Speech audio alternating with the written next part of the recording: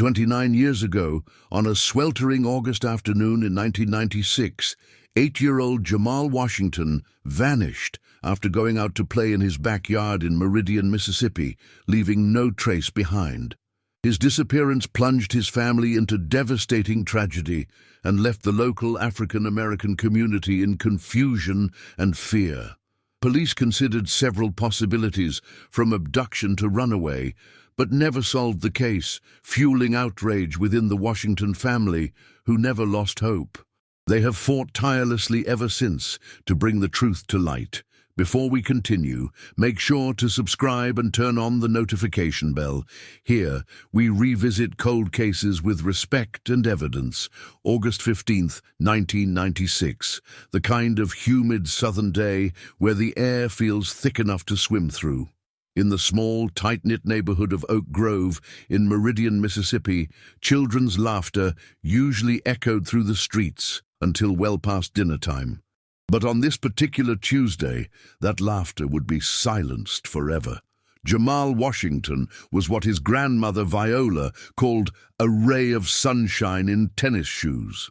At 8 years old, he had gap-toothed smile that could light up a room and boundless energy that kept him constantly in motion. His mother, Sandra Washington, worked double shifts at the local textile factory to make ends meet, while his father, Marcus, had been absent from his life since he was 3. For Jamal, home was the small yellow house on Elm Street, with his mother and Viola, along with their loyal German Shepherd mix, Duke. That Tuesday started like any other summer day. Sandra kissed Jamal goodbye at 6:30 a.m. before heading to her early shift, leaving him in Viola's capable hands.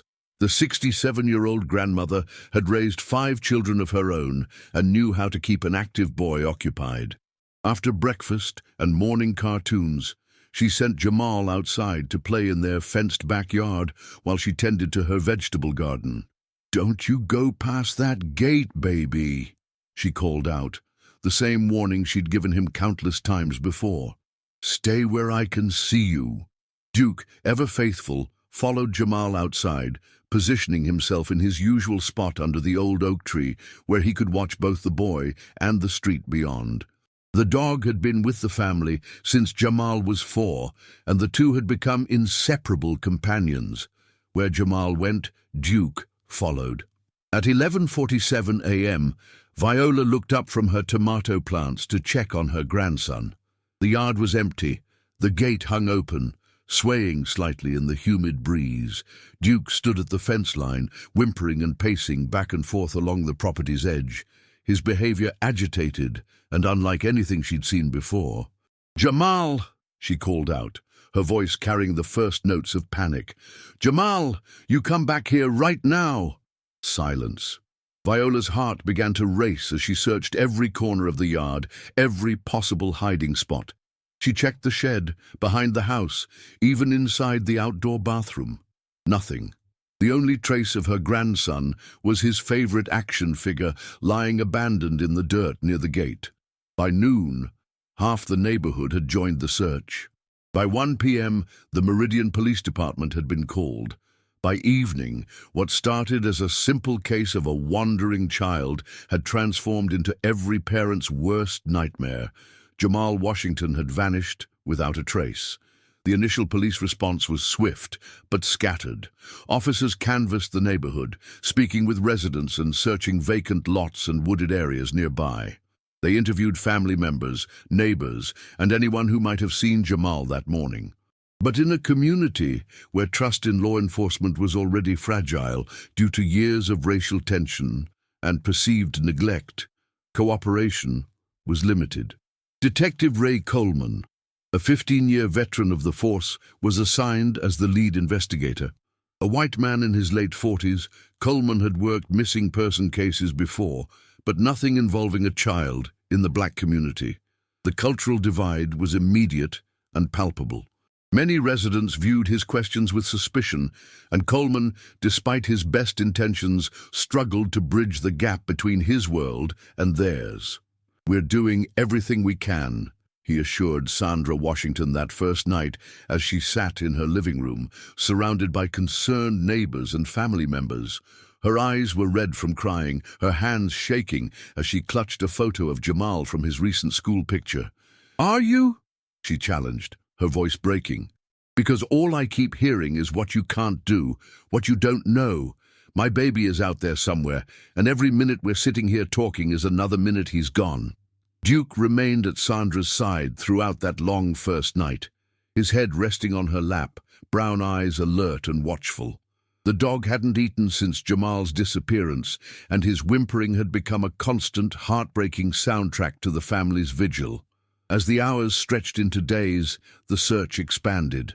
Volunteers from local churches joined law enforcement in combing through nearby forests, abandoned buildings, and drainage ditches. Missing person flyers with Jamal's smiling face appeared on every telephone pole and store window in Meridian. Local news stations picked up the story, though coverage was limited to brief segments that failed to capture the depth of the community's anguish. The questions multiplied faster than the answers. Had Jamal simply wandered off and gotten lost? Had someone taken him? Why hadn't Duke barked or tried to protect him? The loyal dog had never let anyone approach the house without alerting the family, yet on that Tuesday morning, there had been only silence. As the first week passed without any solid leads, a devastating realization began to settle over the Washington family. Their little boy might never come home. But Sandra refused to accept that possibility.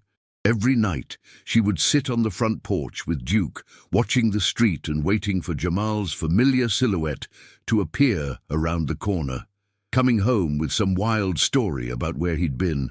The silence was becoming unbearable. 3 weeks after Jamal's disappearance, the cracks in the investigation were becoming impossible to ignore. Detective Coleman found himself facing a community that was losing faith in the system, a family demanding answers he didn't have, and a growing list of theories that led nowhere. The Meridian Police Department had processed dozens of tips in the first month. Alleged sightings came from as far away as Jackson and Birmingham, each one requiring manpower and resources that stretched the small department thin. A trucker claimed he'd seen a boy matching Jamal's description at a truck stop in Alabama.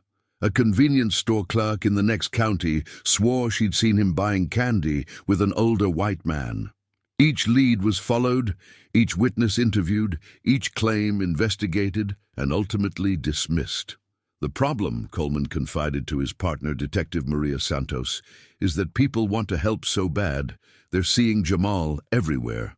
But wanting to see something and actually seeing it are two different things. Santos, one of only 3 Hispanic officers on the force, had been brought in to help bridge cultural gaps in the investigation. She understood the community's mistrust in ways Coleman couldn't, having grown up in a similar environment where police presence was often viewed with suspicion rather than relief. "They don't trust us," she told Coleman bluntly during one of their evening briefings. "And honestly, I can't blame them. Look at the resources we put into this case compared to when Jennifer Mitchell went missing last year." Coleman knew she was right. Jennifer Mitchell, a white 7-year-old from the affluent North Side, had garnered statewide media attention, FBI involvement, and a reward fund that reached $50,000 within days. She'd been found safe within 72 hours, having simply gotten lost during a family camping trip. Jamal's case had received a fraction of that attention, despite being far more serious. The disparity wasn't lost on Sandra Washington or the Oak Grove community. At a town hall meeting 3 weeks after Jamal's disappearance, the tension finally boiled over. "My son has been missing for 21 days. Sandra stood up in the packed community center, her voice steady, despite the tears streaming down her face. 21 days, and I still don't have answers. I don't have leads. I don't even have hope from the people who are supposed to be helping me find him." The room erupted in murmurs of agreement and frustration. Reverend Thomas Mitchell from Oak Grove Baptist Church stood up next, his deep voice carrying the weight of community leadership. "We're not asking for miracles," he said, addressing the small group of police officials at the front of the room. We're asking for the same effort, the same resources, the same urgency that gets applied when other children go missing. Our children matter too. Coleman felt the weight of every accusation, even as he knew the department was doing everything they could with limited resources. But everything they could felt inadequate when a child was missing, and he could see in Sandra's eyes that explanations about budget constraints and manpower limitations meant nothing to a mother whose world had been shattered. "Mrs. Washington," he said, standing to address her directly, "I give you my word that we will not give up on Jamal. This case remains our top priority." "Your top priority?" Sandra repeated, her voice rising. "Then why haven't you searched the Miller property? Why haven't you looked harder at the construction sites near the school? Why does it feel like you're waiting for my son to just appear?" The Miller property was a contentious point in the investigation. The abandoned farm sat about 2 miles from the Washington home, accessible through a series of wooded paths that a child might find interesting to explore. Several community members had suggested it as a search location, but the current owner, a white businessman from Jackson, had refused permission without a warrant. Coleman's requests for a search warrant had been denied due to lack of probable cause. "We're working on the Miller property," Coleman assured her. "These things take time." "Time," Sandra whispered, sinking back into her chair. "My baby doesn't have time." Meanwhile, at the Washington home, Duke had become a ghost of his former self. The once energetic dog barely ate, spent hours staring out windows, and would often wander to Jamal's empty bedroom to lie on the small bed, as if waiting for his friend to return. Viola worried that the dog might be dying of heartbreak. "He knows something's wrong," she told her daughter one evening as they watched Duke pace restlessly through the house. "Dogs got sense about these things. More sense than people sometimes." The investigation had revealed troubling gaps in the neighborhood's collective memory of that Tuesday morning. Several residents admitted they'd been inside during the critical hours, running air conditioning to escape the heat. Others had been at work or running errands. The few witnesses who had been around provided conflicting accounts of what they'd seen, if anything. Mrs. Eleanor Parsons, who lived 3 houses down from the Washingtons, claimed she'd seen an unfamiliar pickup truck parked on the street around 10:30 a.m., but couldn't remember the color or make. Tommy Rodriguez, a construction worker who'd been working on a house renovation nearby, thought he'd heard a child crying around noon, but assumed it was just kids playing. The most disturbing detail came from 12-year-old Ashley Martinez, who lived across the street.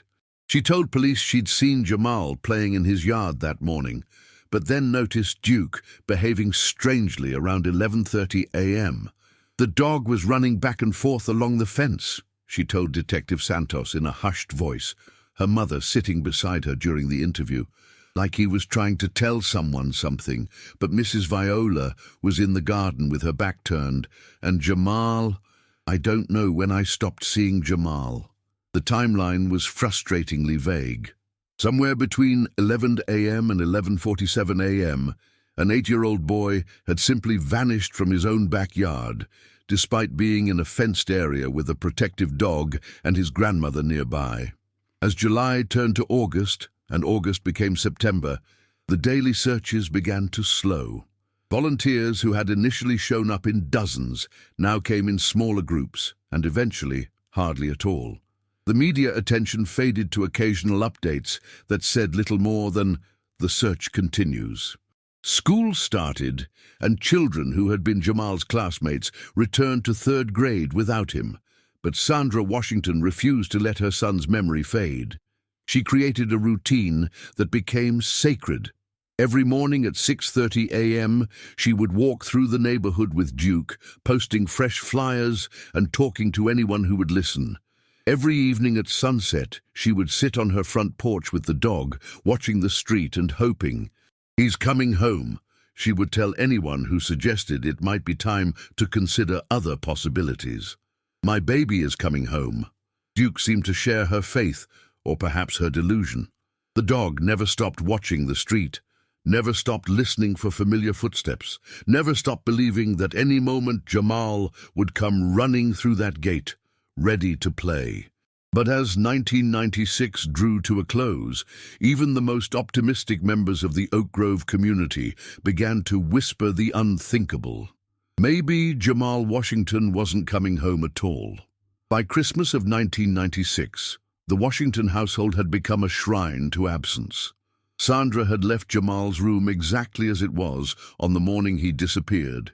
Action figures scattered on the floor, bed unmade, a half-finished coloring book open on his small desk. The Christmas tree stood in the living room, but there were no presents underneath. How do you buy gifts for a ghost? Detective Coleman had warned the family that missing children cases often go cold after the first few months if no significant evidence emerges. The statistics were grim.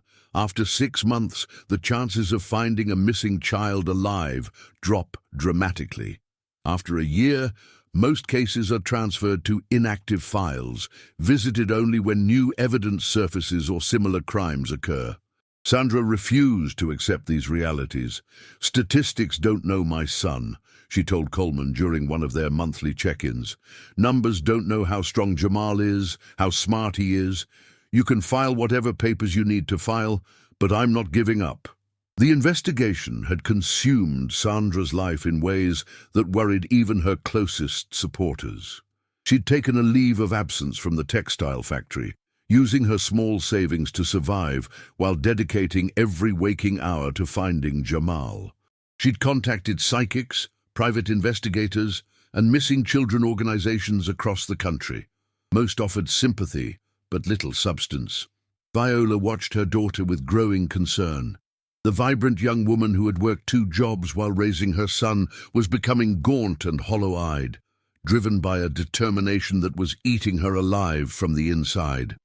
"Baby girl," Viola said one evening as Sandra pored over maps and police reports at the kitchen table.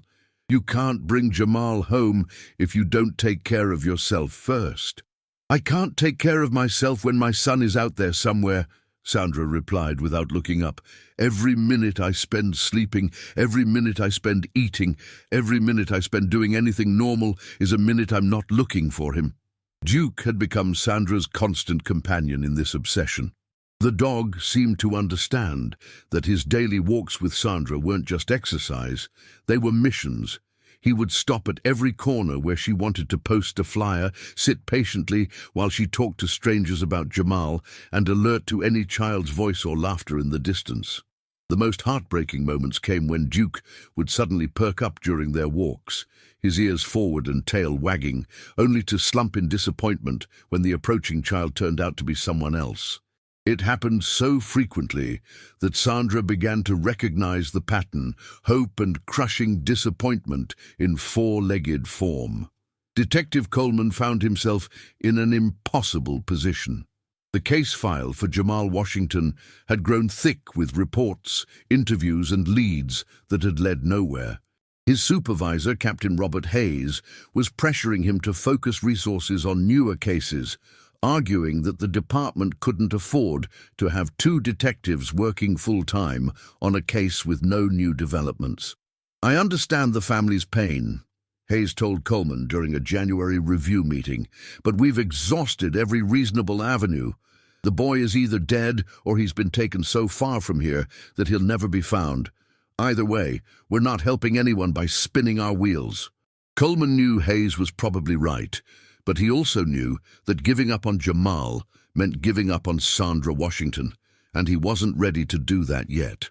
He'd seen too many missing persons cases where families never got closure, never got answers, never got the chance to properly grieve because they never knew what had happened to their loved one. "Give me 6 more months," Coleman negotiated. "Let me work the case part-time while handling new investigations. If nothing breaks by summer, I'll recommend moving it to inactive status." The compromise felt like a betrayal, even as it was probably the most realistic approach.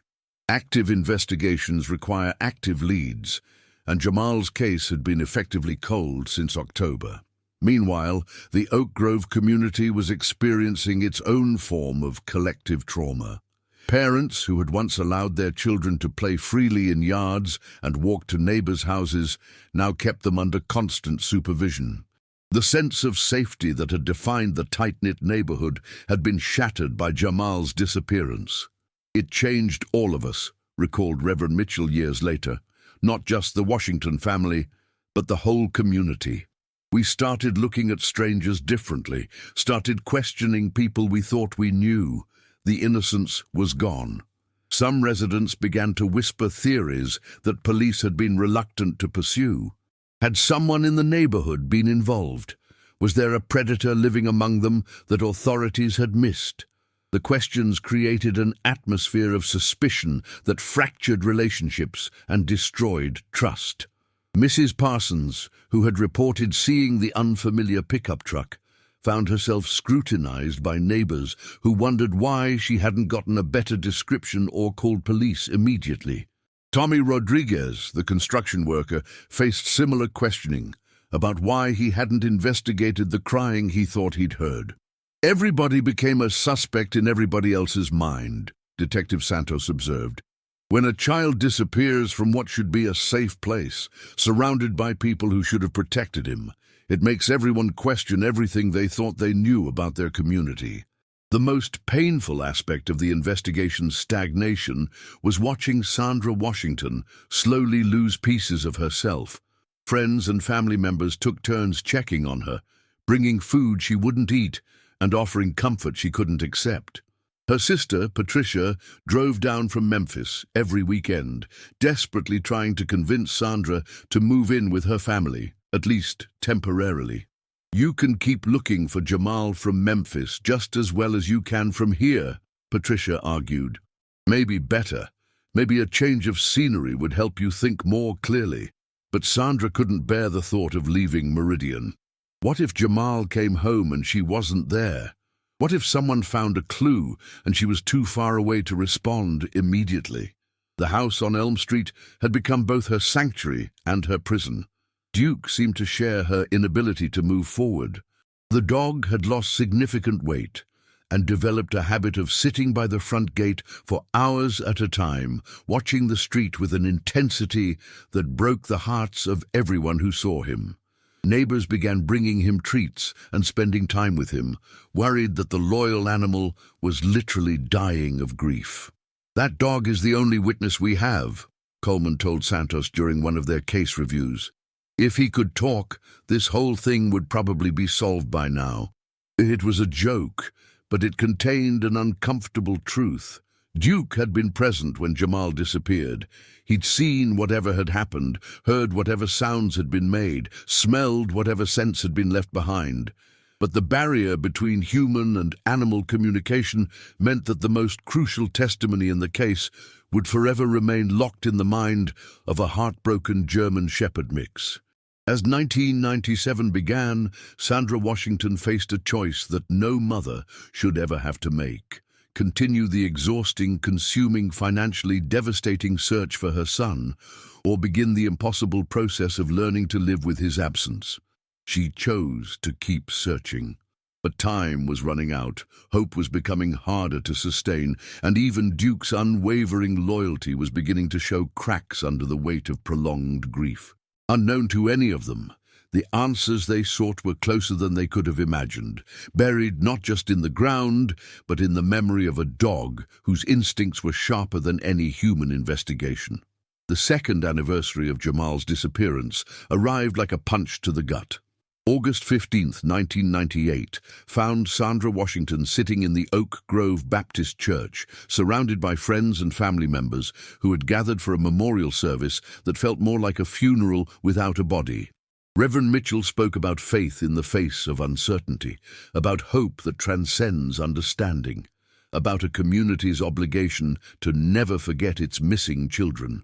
But his words seemed to bounce off Sandra like rain on stone. She had heard them all before, had clung to them desperately, had let them sustain her through months of fruitless searching. Now, 24 months later, those same words felt hollow. "We are here today not to say goodbye to Jamal," Reverend Mitchell told the gathered congregation, but to say that we will never stop looking, never stop believing, never stop loving him. Sandra nodded along with the others, but privately she wondered if she had any love left to give. The search for her son had consumed everything: her savings, her health, her relationships, her ability to experience joy or peace. She had become a ghost haunting her own life, going through the motions of existence while her heart remained frozen in that moment when she'd first realized Jamal was gone. Detective Coleman attended the memorial service, sitting in the back row with his wife, both of them struggling with their own sense of failure. The case file had grown thicker over the past year, but not with new evidence. Instead, it was filled with follow-up reports on leads that went nowhere, witness interviews that revealed nothing, and his own increasingly desperate attempts to find some overlooked clue that might break the case open. The truth was that the investigation had effectively ended months ago. Coleman still responded to occasional tips and followed up on reported sightings, but the active search had been scaled back to almost nothing. The department's resources were needed for new cases, and Captain Hayes had made it clear that Jamal Washington could no longer be a priority. 2 years, Coleman whispered to his wife as they listened to the memorial service. 2 years, and we don't know any more today than we did the day he disappeared. After the service, Sandra approached Coleman in the church parking lot. Duke was with her, as always, though the dog looked as worn down as his owner. His coat had lost its shine, his eyes had dulled, and he moved with the careful gait of an animal carrying invisible weight. "Detective," Sandra said, her voice barely above a whisper, "I need to ask you something, and I need you to be honest with me." Coleman felt his stomach tighten. He'd been dreading this conversation for months. "Do you think my son is dead?" The question hung in the humid Mississippi air like a physical presence. Coleman looked at this woman who had trusted him to find her child, who had called him every week for 2 years, who had never once blamed him for his failure to bring Jamal home. "I don't know," he said finally. "I wish I could give you a different answer, but I honestly don't know." Sandra nodded slowly, as if she'd been expecting that response. "The not knowing is the hardest part," she said. "I can't grieve him if he might still be alive. I can't move forward if he might still need me. I'm stuck in this place where every day feels like the first day he was gone." Duke whimpered softly and pressed against Sandra's legs, offering what comfort he could. The dog had become her emotional support system, seeming to sense when her despair was at its deepest, and positioning himself to provide physical contact that reminded her she wasn't completely alone. That fall, Patricia finally convinced Sandra to seek counseling. Dr. Jennifer Walsh, a psychologist who specialized in trauma and loss, had worked with families of missing persons before and understood the unique psychological torture of unresolved disappearance. Ambiguous loss, Dr. Walsh explained during Sandra's first session, is when someone is physically absent but psychologically present, or vice versa. It's the most difficult type of loss to process because there's no closure, no clear endpoint to the grieving process. Sandra found some comfort in having a name for what she was experiencing, but naming the problem didn't solve it. She attended sessions faithfully for months, learning coping strategies and grief management techniques, but nothing could address the core issue. She needed to know what had happened to her son. Meanwhile, Duke was exhibiting his own signs of psychological distress. The dog had developed obsessive behaviors, circling the yard endlessly, digging holes in specific locations and barking at sounds that no one else could hear. A veterinarian suggested that the animal might be suffering from canine depression and anxiety, conditions that were becoming more recognized in the field of animal psychology. Dogs form profound attachments, Dr. Sarah Chen, the veterinarian, explained to Sandra. When those attachments are severed without explanation, especially in traumatic circumstances, dogs can experience grief and confusion that manifests in behavioral changes. Duke has been living in a state of perpetual waiting for almost 3 years now. The vet recommended medication to help with Duke's anxiety, but Sandra was reluctant to drug the dog. Something about his vigilance felt important, even if she couldn't articulate why. Duke's unwavering attention to his surroundings, his constant alertness to changes in routine or environment, felt like the last connection to Jamal that she had. "He's still looking for him," she told Dr. Walsh during one of their sessions. "Every day he's still looking. How can I give up when my dog won't give up?" As 1998 turned to 1999, the case officially moved to inactive status. Coleman was reassigned to work primarily on current investigations, though he promised Sandra he would continue to review Jamal's file whenever time permitted. Detective Santos, who had developed her own attachment to the case, volunteered to maintain contact with the family and follow up on any new tips that came in. The change in status felt like a death sentence to Sandra, even though the reality of the investigation hadn't changed much in months. But there was something psychologically devastating about knowing that her son's disappearance was now considered a cold case, filed away with other unsolved mysteries that the system had given up on. "They're forgetting him," she told Viola one evening as they sat on the front porch watching Duke patrol the yard. "The police, the community, even some of our own family, they're all moving on like Jamal never existed." Viola, now 70, and showing her own signs of the stress that had defined their lives for 3 years, reached over and took her daughter's hand. "Baby girl, nobody's forgetting Jamal, but people got to live their lives. They got to take care of their own families, got to work, got to find some happiness where they can. That don't mean they don't care." "How do I live my life when half of it is missing?" Sandra asked. "How do I find happiness when my son is out there somewhere, maybe scared, maybe hurt, maybe calling for me?" It was a question that had no answer, a puzzle with missing pieces that couldn't be solved through logic or faith or determination. Sandra Washington was trapped in a liminal space between hope and despair, between life and death, between love and letting go. But Duke, faithful Duke, remained convinced that their vigil would eventually be rewarded. Every morning he would take his position by the gate. Every afternoon he would patrol the yard. Every evening he would sit with Sandra on the porch, watching the street with the patient intensity of a creature who understood something that humans had missed. The dog knew something. He had always known something, and soon, very soon, that knowledge would finally find its voice. 3 years and 2 months after Jamal Washington disappeared, Duke made a decision that would change everything. It was October 17th, 1999, a crisp Sunday morning that carried the first real hint of the coming winter. Sandra was in the kitchen making coffee when she heard an unusual sound from the backyard. Not Duke's familiar bark, but a low, insistent whining that seemed to carry an urgency she hadn't heard before. She found the German Shepherd mix standing at the back gate, pawing at the latch with a determination that was almost human in its purposefulness. When he saw Sandra approaching, Duke looked directly at her, then at the gate, then back at her again. A pattern of behavior that seemed to say, "Follow me." "What is it, boy?" Sandra asked, reaching down to pet the dog's head. But Duke pulled away from her touch, something he'd never done before, and continued pawing at the gate while looking expectantly at her. For 3 years, Duke had been content to patrol within the confines of the Washington property, as if maintaining guard duty for Jamal's inevitable return. His sudden insistence on leaving the yard was so out of character that Sandra felt compelled to investigate. She opened the gate. Duke immediately trotted out, then stopped and looked back to make sure she was following.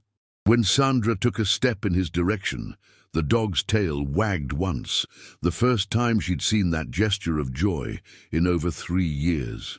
"Okay," she said, grabbing her jacket. "Show me what you want to show me." What followed was the strangest walk Sandra had taken since Jamal's disappearance. Duke moved with purpose, following a route that seemed random but felt deliberate. He led her down Elm Street, across the intersection at Oak Grove Avenue, and into the cluster of streets that bordered the undeveloped land behind the elementary school. Sandra recognized the path. It was one of the routes she and various search parties had taken dozens of times in the early days of the investigation. But Duke was moving differently than he had during those searches. Instead of the anxious, scattered energy that had characterized his behavior for 3 years, he now displayed a focused determination that made Sandra's heart race with possibility. After 20 minutes of walking, Duke led her to the edge of the wooded area that stretched between the residential neighborhood and the abandoned Miller property.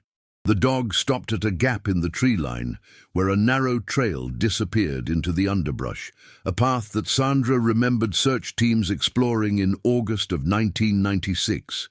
Duke looked at her, then at the trail, then back at her again. "You want to go in there?" Sandra asked. The dog's response was to take several steps down the trail, stop, and look back at her expectantly. Sandra's rational mind told her this was probably just Duke responding to some animal scent or interesting sound. After 3 years of false hopes and dead ends, she had learned to temper her expectations. But something about the dog's behavior felt different this time, more intentional, more communicative. She followed him into the woods.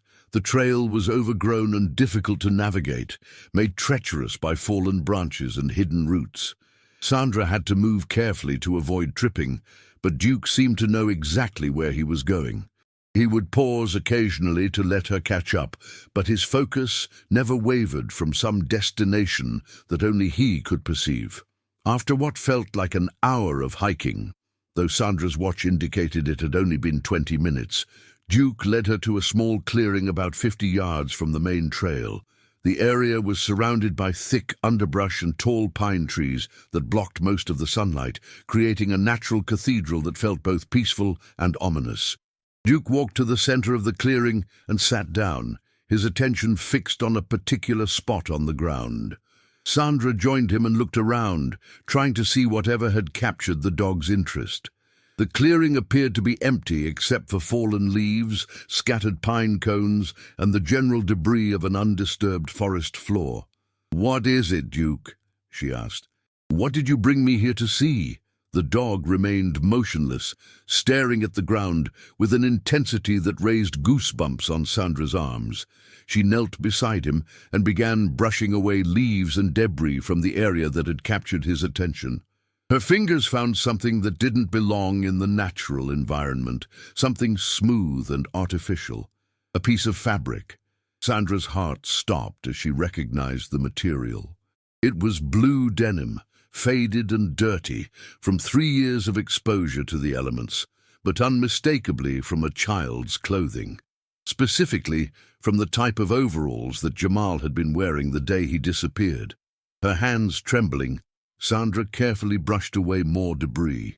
The fabric was attached to something larger, something that had been carefully buried beneath the forest floor. As more of the material became visible, Sandra could see that it was indeed a small pair of overalls, the exact type and size that her 8-year-old son had been wearing on August 15, 1996. Duke whimpered softly and nuzzled against Sandra's shoulder as if offering comfort for what they both knew she was about to discover. With trembling fingers, Sandra continued to uncover the site. Along with the overalls, she found a small tennis shoe, size 2, the same size Jamal had worn. Then another shoe, then other pieces of clothing that she recognized with a mother's certain knowledge, but it was the small action figure, the same one that had been found in the yard the day Jamal disappeared, except this was its companion, the one from the same set that had been missing from his room, that confirmed what her heart already knew. She had found her son. Sandra Washington sat in that clearing for nearly an hour, holding the small overalls against her chest while Duke maintained his vigil beside her. She didn't cry. She had no tears left after 3 years of grief. She didn't scream.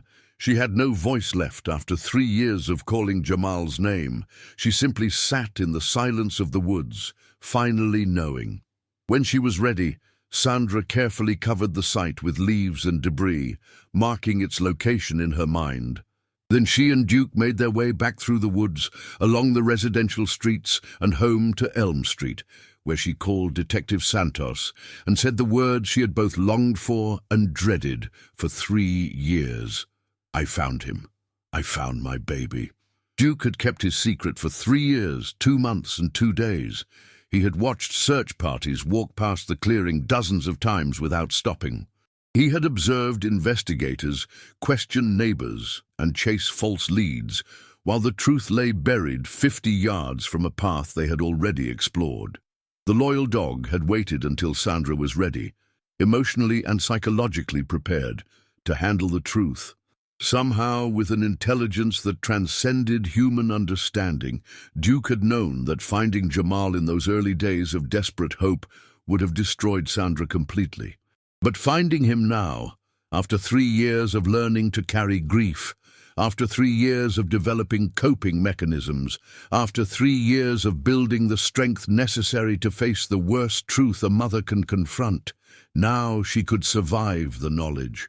Duke had been more than a pet, more than a companion, more than a witness. He had been a guardian of secrets, waiting for the right moment to reveal what he had always known. The investigation was about to begin again, but this time it would be a murder case. Se este caso já te prendeu, deixa o like.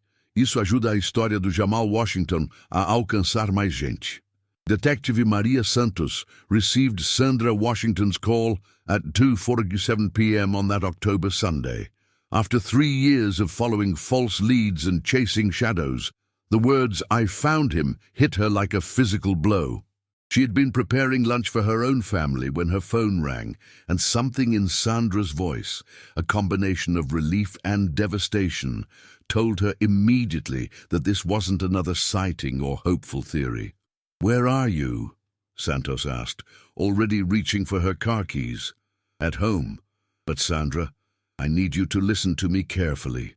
I found what's left of Jamal, in the woods behind the elementary school." Duke led me there. Santos felt the world tilt. After working dozens of missing person cases, she knew the difference between discovery and recovery. Sandra's tone told her everything she needed to know about which type of call this was. "Don't say anything else over the phone," Santos instructed. "I'm coming to you now. Don't go back to the site. Don't call anyone else. Don't touch anything else. Do you understand?" Within 30 minutes, Santos was sitting in the Washington living room with Sandra and Viola, listening to the most extraordinary story she'd encountered in 15 years of police work. Duke lay at Sandra's feet, calmer than anyone had seen him in 3 years, as if his long burden had finally been lifted. "He knew," Sandra kept repeating. "All this time, Duke knew where Jamal was, and he was waiting for the right time to show me." Santos had worked with cadaver dogs before, but she'd never encountered a case where a family pet had independently led someone to remains after such an extended period. The behavior suggested either remarkable intelligence or remarkable coincidence, and Santos had learned not to believe in coincidences when it came to murder cases, because this was now officially a murder investigation. The crime scene team arrived at the wooded location just before sunset, their equipment and expertise bringing a grim professionalism to what had been Sandra and Duke's private moment of discovery. Dr. Michael Torres, the county medical examiner, took charge of the excavation process, while Detective Coleman, who had driven down from Jackson, where he'd been reassigned, documented every step of the recovery. What they found confirmed Sandra's worst fears and answered questions that had haunted the investigation for 3 years.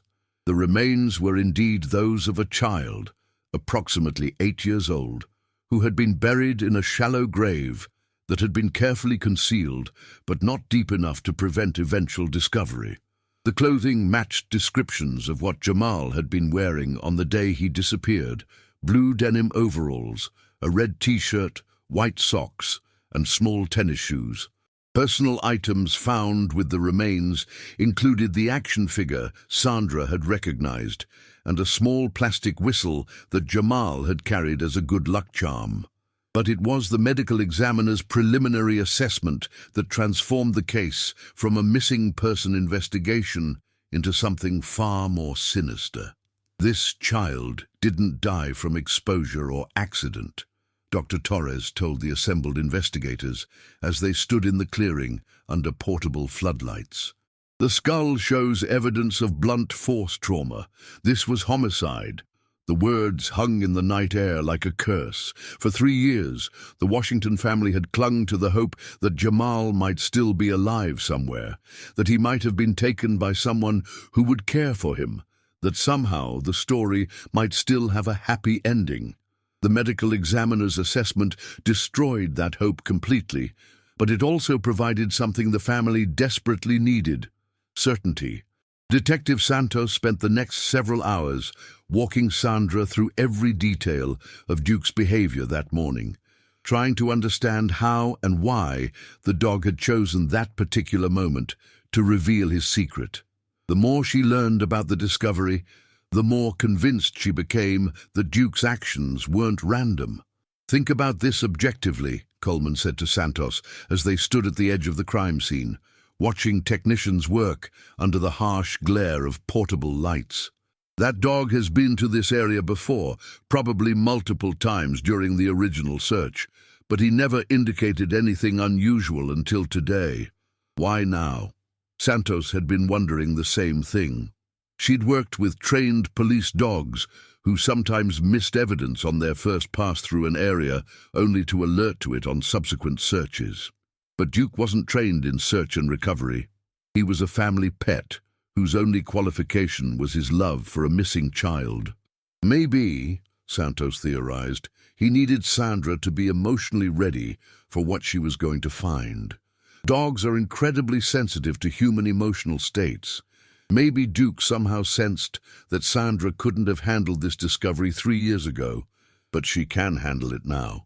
It was an extraordinary theory, but the entire case had been extraordinary from the beginning. A child disappearing from his own backyard in broad daylight, despite being watched by his grandmother and protected by his dog.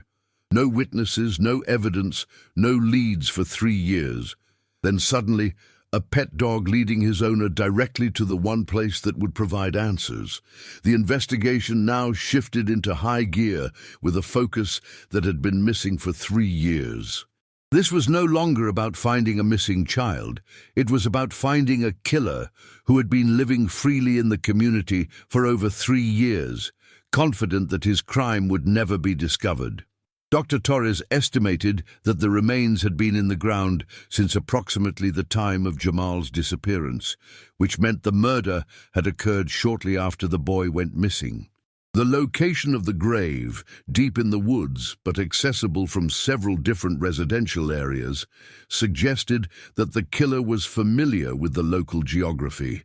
More importantly, the careful burial indicated premeditation and a level of planning that ruled out random violence or opportunity crime. Someone had taken Jamal from his yard, killed him, and then disposed of his body in a location they believed would never be discovered. The killer had knowledge of the area, access to the tools necessary for burial, and the psychological capability to carry out such a crime and then return to normal life. "We're looking for someone local," Santos told the task force that was assembled to work the case. Someone who knew the family, knew the neighborhood, knew Jamal's routines. This wasn't a stranger abduction. This was someone the boy trusted enough to leave his yard with. The revelation brought both relief and horror to the Oak Grove community. Relief because the uncertainty was finally over, but horror because it confirmed their worst fears. One of their own had murdered a child and had been living among them for 3 years. As news of the discovery spread through Meridian, Sandra Washington found herself facing a different kind of grief than she had experienced during the 3 years of not knowing. The death of Hope, paradoxically, allowed her to begin the process of actually mourning her son. "I can finally cry for him," she told Dr. Walsh during an emergency counseling session the day after the discovery. For 3 years, I couldn't really grieve because I didn't know if he was dead or alive. Now I know. My baby is gone, but at least I know where he is. Duke seemed to share her relief. For the first time in 3 years, the dog ate a full meal. He slept through the night without pacing or whimpering. He allowed neighbors to pet him without pulling away. It was as if the burden of carrying such a terrible secret had been slowly killing him. And now that the truth was revealed, he could begin to heal. But the most important question remained unanswered. Who had killed Jamal Washington, and why had they been able to hide their crime for 3 years? The answer to that question would challenge everything the community thought they knew about trust, safety, and the people they lived among every day. The forensic analysis of Jamal Washington's remains revealed details that painted a disturbing picture of his final hours. Dr. Torres's autopsy confirmed that the 8-year-old had died from blunt force trauma to the head. Specifically, injuries consistent with being struck multiple times with a heavy object like a hammer or tire iron. But it was the additional evidence found at the burial site that provided the first real investigative breakthrough in over 3 years. Hidden beneath the remains, wrapped in a plastic bag that had partially deteriorated, investigators found a man's work glove with what appeared to be dried blood on the fingertips. "This is our first piece of physical evidence that might lead us to the killer," Detective Santos announced to the task force. "The glove is leather, size large, with a distinctive manufacturer's marking. It's the type typically used by construction workers or maintenance personnel." The discovery immediately focused the investigation on individuals who worked in manual labor professions and had access to the Washington neighborhood. Detective Coleman began compiling a list of construction workers, maintenance staff, utility workers, and contractors who had been working in the Oak Grove area during the summer of 1996.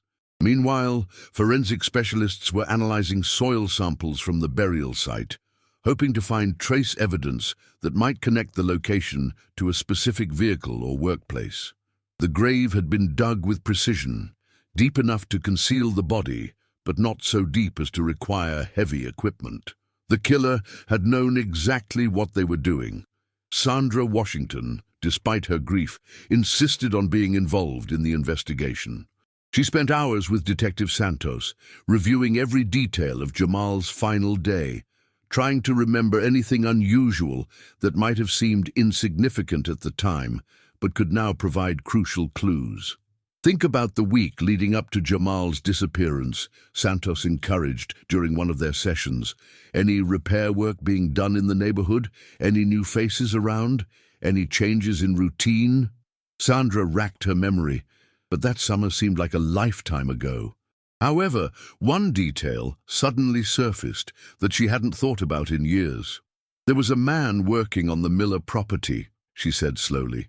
"Not old Mr. Miller, he died years before, but the new owner, the one from Jackson, he had hired someone to clear some of the overgrown areas. I remember because Jamal was curious about the heavy machinery." Detective Coleman felt his pulse quicken. The Miller property had been a point of contention throughout the original investigation. The location that community members had wanted searched, but the owner had refused to allow without a warrant. "Do you remember anything about this worker?" Coleman asked. "He was driving a pickup truck, older model, maybe dark blue or black, and he had one of those big dogs with him, a pit bull or something similar. Jamal asked me if he could go pet the dog, and I told him absolutely not." This was new information that hadn't surfaced during the original investigation. Coleman immediately began tracking down records related to any work performed on the Miller property in 1996. What he found was both frustrating and illuminating. The property owner, William Miller Jr., had indeed hired a contractor to clear brush and perform maintenance work during the summer of 1996. But the man had paid in cash and hadn't kept detailed records of the work performed or the worker's full identity. Miller remembered only a first name, Carl, and described him as a local handyman who had approached him about the job. He said he lived in the area and had noticed the property was getting overgrown, Miller told Coleman during a phone interview. Seemed like a nice enough fellow. Did good work, kept to himself, finished the job in about 2 weeks. 2 weeks that would have included August 15th, 1996. Coleman and Santos returned to the Oak Grove neighborhood with a new focus, asking residents if they remembered seeing a man named Carl working in the area during the summer of 1996, particularly someone with a dark pickup truck and a large dog. The responses were frustratingly vague. Several neighbors recalled seeing a truck and hearing machinery, but 3 years had dulled their memories of specific details. However, Mrs. Eleanor Parsons, the same woman who had reported seeing an unfamiliar pickup truck on the morning of Jamal's disappearance, provided a crucial piece of information. "I do remember that truck," she told the detectives, "and I remember thinking it was odd that it was parked on our street instead of over by the Miller property where the man was supposed to be working. It was there for maybe 30 or 40 minutes, just sitting empty." The timeline was beginning to align with the investigators' theory. Someone working on the Miller property would have had legitimate reason to be in the area. They would have observed the neighborhood routines, noticed when children played outside, and identified opportunities for predatory behavior. Most importantly, they would have had access to the wooded area where Jamal's body was found. The burial site was located between the Miller property and the residential neighborhood. The perfect location for someone who needed to dispose of evidence quickly and quietly. The work glove found at the burial site was sent to the state crime lab for DNA analysis, though investigators knew that genetic testing in 1999 was less sophisticated than it would become in later years. Still, if they could identify a suspect, the glove might provide the physical evidence necessary for prosecution. Detective Santos decided to take a different approach to the investigation. Instead of trying to identify Carl directly, she began researching similar crimes in Mississippi and surrounding states, looking for patterns that might indicate a serial offender. What she found was chilling. Between 1994 and 1998, 3 other children had disappeared under similar circumstances in rural communities across Mississippi and Alabama. All were African-American children between the ages of 7 and 10. All had disappeared from their own neighborhoods during daytime hours. All had vanished without witnesses or evidence. 2 of the children had never been found.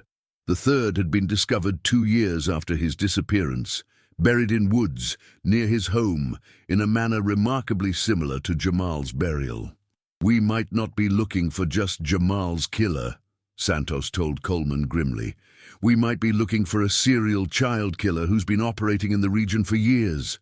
Peterson, the possibility that Jamal's murder was part of a larger pattern of crimes changed the entire scope of the investigation.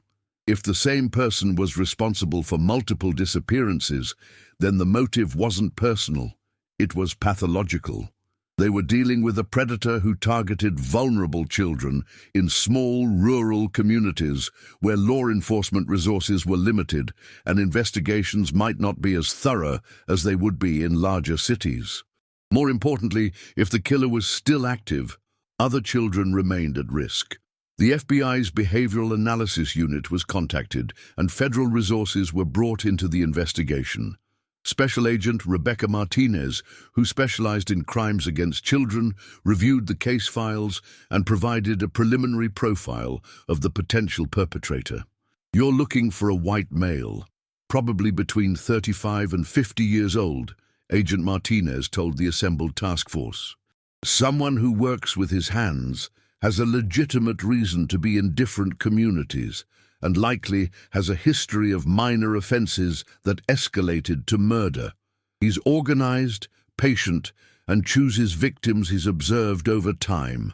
The profile matched what they knew about Carl, a transient worker who moved between communities, had access to tools and vehicles, and could blend into neighborhoods while performing legitimate work. Detective Coleman expanded the search to include handymen and contractors who had worked in the areas where the other children had disappeared. Cross-referencing employment records, contractor licenses, and police reports from multiple jurisdictions was painstaking work, but it eventually yielded a name that appeared in connection with 3 of the 4 locations: Carl Eugene Hendricks. Hendricks was a 42-year-old drifter with a history of minor theft and assault charges. He worked sporadically as a handyman and yard maintenance contractor, moving between small towns in Mississippi, Alabama, and Tennessee.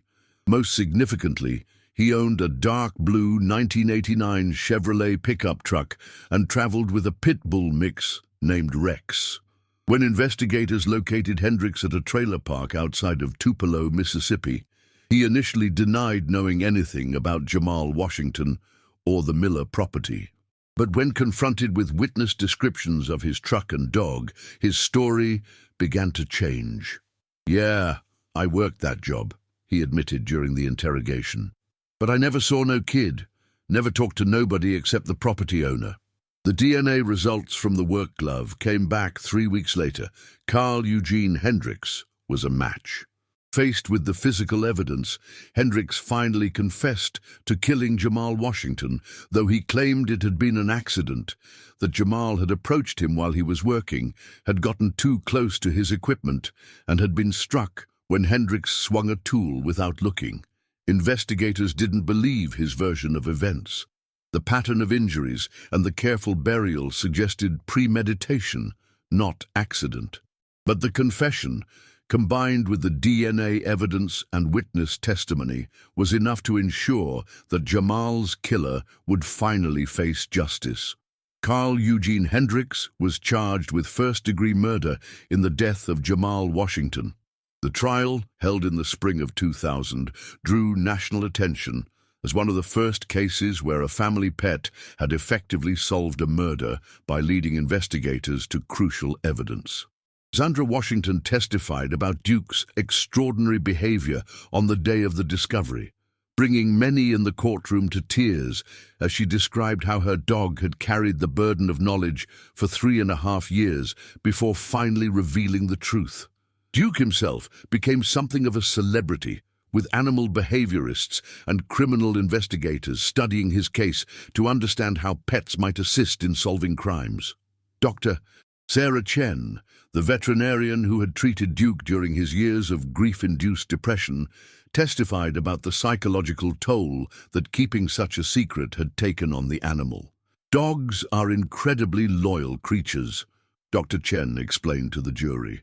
Duke's behavior suggests he understood that revealing Jamal's location too early would have caused Sandra unbearable pain. Somehow, he knew to wait until she was emotionally prepared to handle the truth. The prosecution presented overwhelming evidence of Hendricks's guilt. His DNA on the glove found at the burial site, witness testimony placing his truck in the neighborhood on the day of the disappearance, and his confession to killing Jamal. They also introduced evidence linking him to the other child disappearances across the region, painting a picture of a serial predator who had been targeting vulnerable children for years.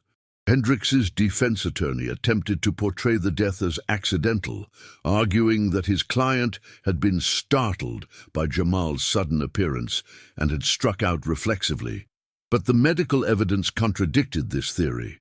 Jamal had been struck multiple times with deliberate force. The jury deliberated for less than 4 hours before returning a guilty verdict. Hendricks was sentenced to life in prison without the possibility of parole, ensuring that he would never again have the opportunity to harm a child. For Sandra Washington, the verdict brought a sense of closure that she had thought impossible during those dark years of not knowing. Standing outside the courthouse with Duke at her side, she addressed the media with words that reflected both her pain and her gratitude. "Nothing will bring Jamal back," she said, her voice steady despite the tears streaming down her face. "But knowing that his killer will never hurt another child, knowing that other families won't have to go through what we went through, that gives his death some meaning." Duke, now greying around the muzzle but still loyal and alert, pressed against Sandra's legs as cameras flashed around them. The dog, who had been the key witness in solving his best friend's murder, had finally fulfilled his promise to bring justice for Jamal.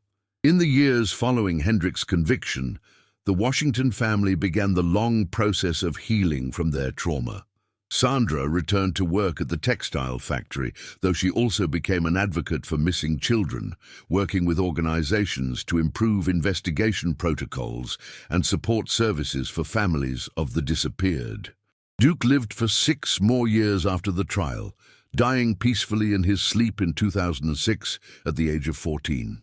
Sandra had him buried in Oak Grove Cemetery, not far from Jamal's grave, with a headstone that read, "Duke Washington, faithful friend, guardian of truth."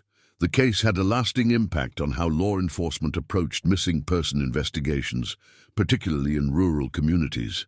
The Duke Protocol became an informal term used by some agencies to describe the practice of paying closer attention to the behavior of family pets during investigations, recognizing that animals might possess knowledge that humans couldn't access through conventional means. Dr. Jennifer Walsh, Sandra's therapist, continued to study the psychological effects of ambiguous loss and became a leading expert in helping families cope with unresolved disappearances. She often cited Sandra's case as an example of how the human spirit could survive even the most devastating uncertainty, given adequate support and the passage of time. The Oak Grove community erected a small memorial garden in Jamal's honor, located in the playground of the elementary school he had attended. The garden included a bronze plaque that read, "In memory of Jamal Washington and all children taken too soon, may their light continue to shine in our hearts." Sandra visited the garden regularly, often bringing flowers and sitting quietly on the bench that faced Jamal's favorite playground equipment. Sometimes she would see other parents watching their children play, holding them a little closer, and she would remember that her son's tragedy had reminded an entire community to treasure the precious, fragile gift of childhood. In 2010, 14 years after Jamal's disappearance, Sandra Washington remarried and moved to Atlanta to be closer to her sister Patricia. But she returned to Meridian every August 15th to visit her son's grave and to speak at community events about child safety and the importance of never giving up hope. Carl Eugene Hendricks died in prison in 2018, taking whatever other secrets he might have held to his grave. Investigations into the other child disappearances in Mississippi and Alabama remained open, though no additional evidence ever surfaced to definitively link him to those crimes. The case of Jamal Washington became a textbook study in criminal investigation programs across the country, not just for its unusual resolution, but for what it revealed about the intersection of love, loyalty, and justice. It demonstrated that sometimes the most important witnesses are those who cannot speak, and that truth has a way of emerging even when all conventional methods of investigation have been exhausted. Most importantly, it showed that the bonds between humans and animals can transcend the barriers of language and species, creating connections that endure beyond death and carry the power to bring justice to those who can no longer seek it for themselves. Duke had kept his promise to Jamal in the end. He had protected the truth until the moment was right to reveal it, ensuring that his young friend's killer would face consequences for his crime. In doing so, he had proven that loyalty, true, unwavering loyalty, is perhaps the most powerful force in the universe. The silence had finally been broken, and justice, though delayed, had finally been served. Subscribe to our channel to explore more archived and disturbing cases across America. Thank you for following David and Sarah's story. We'll see you in the next video.